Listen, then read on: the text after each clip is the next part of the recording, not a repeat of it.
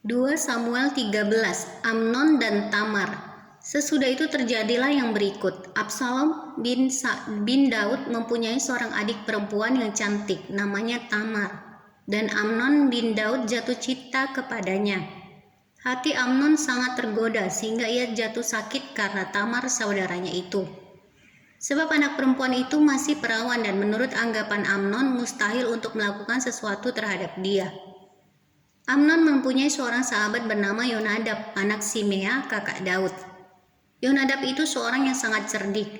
Katanya kepada Amnon, "Hai anak raja, mengapa engkau demikian merana setiap pagi? Tidakkah lebih baik engkau memberitahukannya kepadaku?" Kata Amnon kepadanya, "Aku cinta kepada Tamar, adik perempuan Absalom, saudaraku itu." Lalu berkatalah Yonadab kepadanya, "Berbaringlah di tempat tidurmu dan berbuat pura-pura sakit.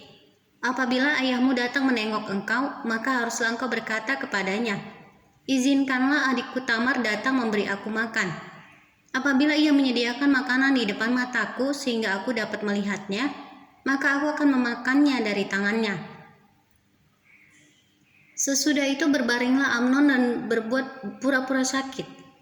Ketika raja datang menengok dia, berkatalah Amnon kepada raja, "Izinkanlah adikku Tamar datang membuat barang 2 kue di depan mataku supaya aku memakannya dari tangannya." Lalu Daud menyuruh orang kepada Tamar ke rumahnya dengan pesan, "Pergilah ke rumah Amnon kakakmu dan sediakanlah makanan bagiku." Maka Tamar pergi ke rumah Amnon kakaknya yang sedang berbaring-baring.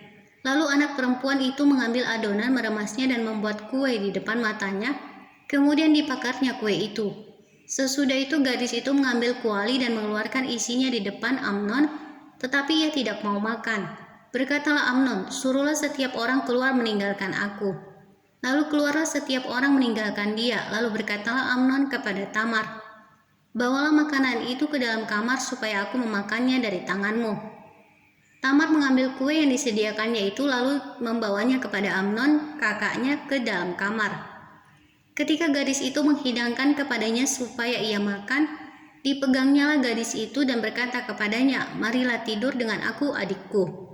Tetapi gadis itu berkata kepadanya, "Tidak kakakku, jangan perkosa aku sebab orang tidak berlaku seperti itu di Israel. Janganlah berbuat noda seperti itu. Dan aku kemanakah aku bawa kecemaranku? Dan engkau akan dianggap sebagai orang yang bebal di Israel." Oleh sebab itu berbicaralah dengan raja, sebab ia tidak akan menolak memberikan aku kepadamu. Tetapi Amnon tidak mau mendengarkan perkataannya, dan sebab ia lebih kuat daripadanya, diperkosanyalah dia, lalu tidur dengan dia. Kemudian timbullah kebencian yang sangat besar pada Amnon terhadap gadis itu. Bahkan lebih besar benci yang dirasanya kepada gadis itu daripada cinta yang dirasanya sebelumnya. Lalu Amnon berkata kepadanya, "Bangunlah, enyahlah."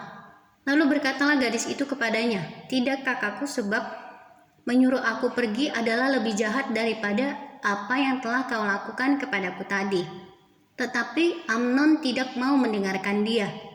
Dipanggilnya orang muda yang melayani dia, katanya, "Suruhlah perempuan itu pergi daripadaku dan kuncilah pintu di belakangnya."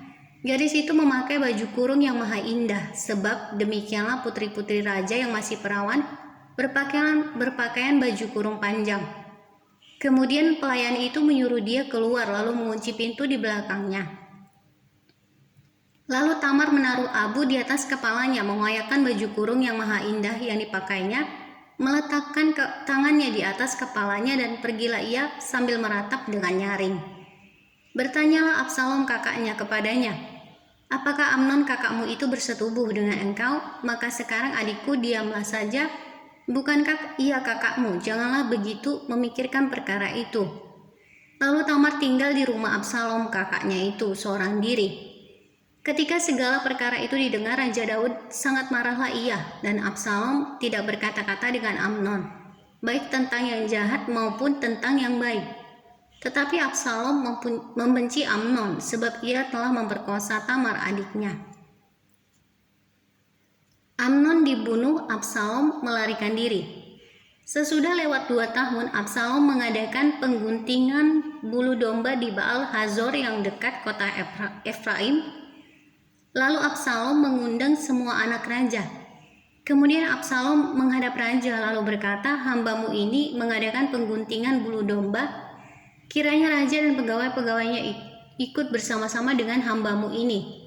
Tetapi raja berkata kepada Absalom, Maaf anakku, jangan kami semua pergi, supaya kami jangan menyusahkan engkau." Lalu Absalom mendesak, tetapi raja tidak mau pergi, ia hanya memberi restu kepadanya. Kemudian berkatalah Absalom, "Kalau tidak, izinkanlah kakakku Amnon pergi beserta kami." Tetapi raja menjawabnya, "Apa gunanya ia pergi bersama-sama dengan engkau?" Tetapi ketika Absalom mendesak, diizinkannya Amnon dan semua anak raja pergi beserta dia. Lalu Absalom memerintahkan orang-orangnya demikian, "Perhatikan, apabila hati Amnon menjadi gembira karena anggur, dan aku berkata kepadamu, paranglah Amnon, maka haruslah kamu membunuh dia. Jangan takut, bukankah aku yang memerintahkannya kepadamu? Kuatkanlah hatimu dan tunjukkanlah dirimu sebagai orang yang gagah perkasa." Orang-orang Absalom memperlakukan Amnon seperti yang diperintahkan Absalom. Lalu bangunlah semua anak raja itu, mereka menaiki bagalnya masing-masing dan melarikan diri. Mereka masih di tengah jalan ketika kabar sampai kepada Daud demikian, "Absalom telah membunuh semua anak raja, tidak ada seorang pun dari mereka yang lolos." Lalu bangunlah raja, dikoyakannya pakaiannya dan berbaring di lantai, dan semua pegawainya yang hadir padanya mengoyakkan pakaian mereka. Maka berbicaralah Yonadab anak Simea kakak Daud, katanya, "Janganlah tuanku menyangka bahwa semua orang muda anak-anak raja itu telah dibunuh. Hanya Amnon yang mati, sebab hal itu telah terlihat pada air muka Absalom sejak Amnon memperkosa Tamar adiknya. Jadi janganlah tuanku raja menaruh pikiran dalam hatinya bahwa semua anak raja itu sudah mati, sebab hanya Amnon yang mati." Absalom melarikan diri ketika orang yang berjaga-jaga melayangkan pandangnya.